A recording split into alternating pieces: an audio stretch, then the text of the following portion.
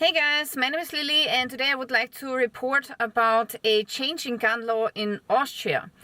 So you probably have heard it already, but in June this year we had a shooting rampage in a school in Austria where 10 pupils died, and the shooter was a mentally deranged young man. Actually he was once on the school and then for some kind of reason a couple of years later, after he exited the school, he went back and shot 10 people.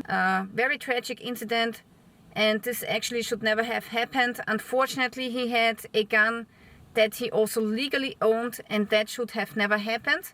And in Austria we have military conscription for young men.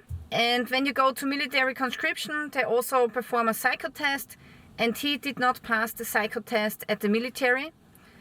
But then he went on and searched for a private psychologist, and he passed a psycho test so he could get access and purchase semi-automatic weapons. And this is something that never should have happened. So now the politicians in Austria said they will now make a stricter gun law to prevent such cases from happening. So now I'm going to read to you the new law draft. It's still a draft. It has not passed the parliament yet, but I'm pretty sure it will pass. So now they have made the following changes. So previously it was possible that you go to the gun store with 18 and you say, I want a bolt action rifle for sport shooting or for target shooting or for hunting. And also you could get a simple shotgun, 2-barrel, or maybe a combination barrel and rifle, or 2-barrel and rifle.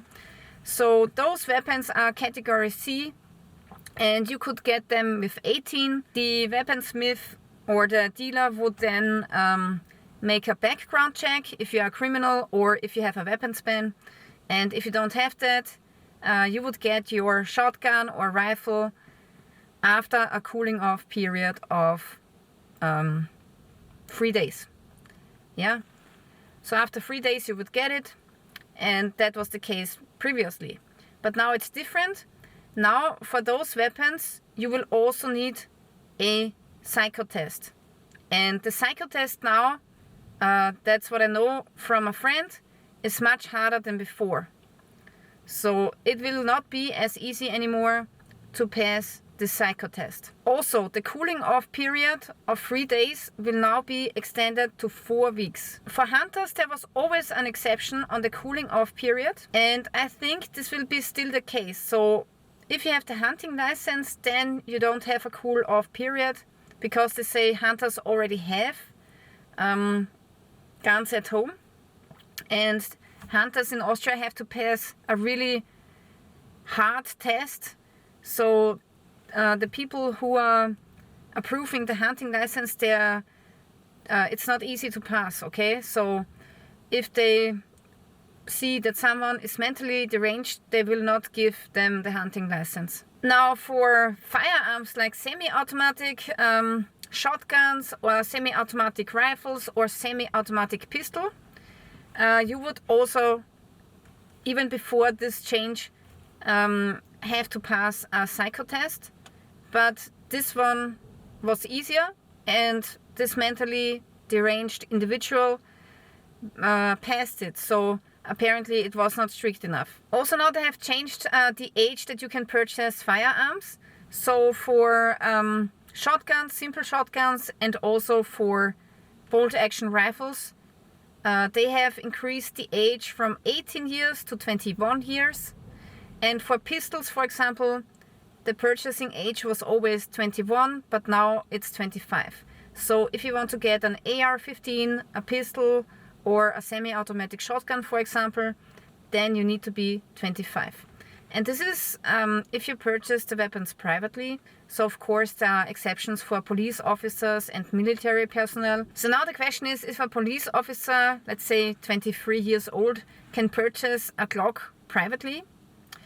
That's the question. It doesn't say here in the article. Maybe there's an exception, but maybe not. Then also for simple firearms like bolt action rifle and shotgun, you now need to have a weapons possession license. So you actually have to make a course, and you have to renew this course every 5 years. Otherwise you cannot keep your weapons. So it's like a driving license for firearms. And but there's an exception for hunters. Hunters don't need that because they say that hunters regularly use their weapons for hunting. Also, if you have purchased a firearm in the last 2 years, you have to reapply for this firearms license within 2 years, or you lose the right to own a firearm. Psychological testing, reliability check, and a more stringent multi-stage psychological assessment of weapons before purchasing a firearm. The psychological assessment will be significantly expanded. It must be completed upon initial application. Then also here they say that there will be recurring checks. All gun owners must automatically check for their reliability, including psychological characteristics, every 5 years, and must provide evidence of further training. Also now they will make a special protection of the immediate social environment, imposition of a temporary ban on the possession of weapons in investigations into dangerous and violent crimes, as well as investigations into possible criminal offenses. So they say this person might have committed a crime, so it's not even proved yet. Then they can, to protect the immediate social environment, particularly in families, partnerships, they can put a temporary weapon ban on you. Improved data exchange. So this was a huge problem because the military conscription gave him a negative psychotest, but then he could pass a private psychotest. How is this possible? Should not be possible. So now there will be a better data exchange between firearm authorities and mental health facilities. Also next, the gun sales will be restricted. Now you have to sell your private gun via a weapons dealer, a licensed weapons dealer.